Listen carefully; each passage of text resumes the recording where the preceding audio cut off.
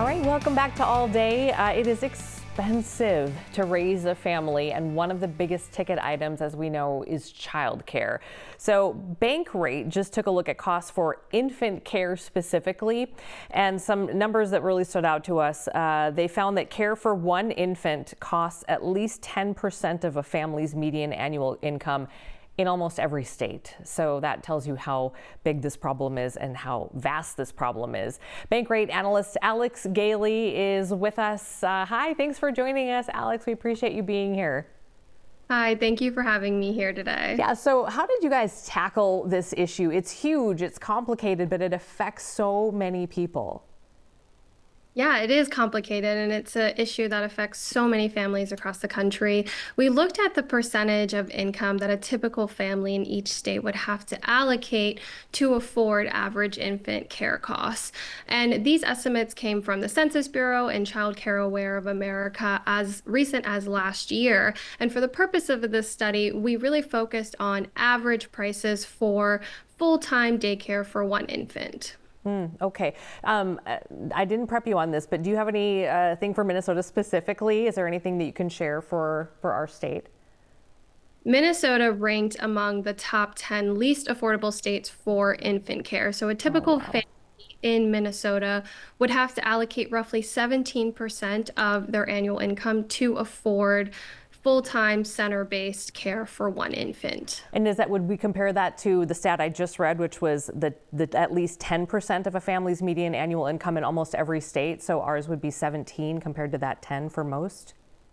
Yes, so the Wow. national figure is roughly 15%, so Okay. Minnesota is above that national average. Okay, I saw, I think it's South Dakota, North Dakota, which are the two states that are closest to us, among those who are the most affordable for infant care. Are they doing something different there? Should we be looking at their models, or why? That's likely due to lower living costs in those states, as well as the makeup of their local childcare supply and demand and their labor force. While South Dakota is more affordable from a cost perspective, there's research out there that shows that it still does lack when it comes to quality and Mm. accessibility. So nearly half of South Dakotans live in a childcare desert. So while costs may be low, many families in South Dakota are still not getting access to the quality childcare that they need. I see. So how are families making this work, Alex? It's such a stretch. Are they getting creative? What have you seen? Many parents are having to get creative with their budgets in order to afford childcare. That looks different for everyone, but typically that involves cutting costs down, budgeting, and finding ways to increase their income.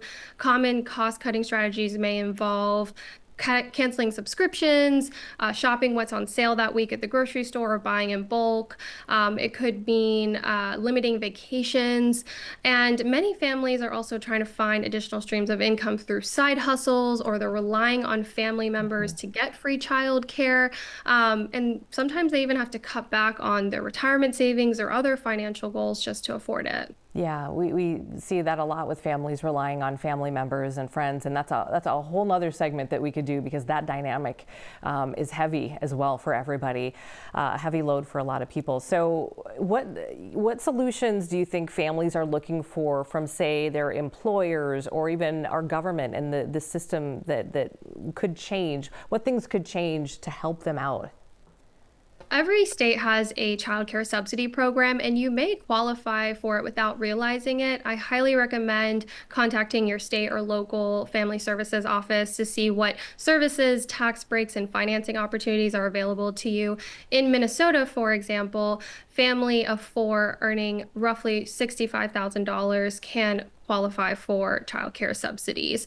And when it comes to employers, every employer is different when it comes to how much they support their employees who have families. Some offer longer maternity, paternity leaves. Some offer better medical benefits or tax advantage accounts, such as a dependent care flexible spending account. Some offer more flexible work schedules.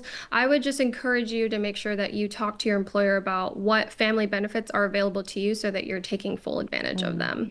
All right. Yeah. It's just such a heavy lift for so many people. Alex Gailey from Bankrate, an analyst with Bankrate. Thanks for taking the time. Thanks for sharing this little snapshot of this really recent information with us. We appreciate it.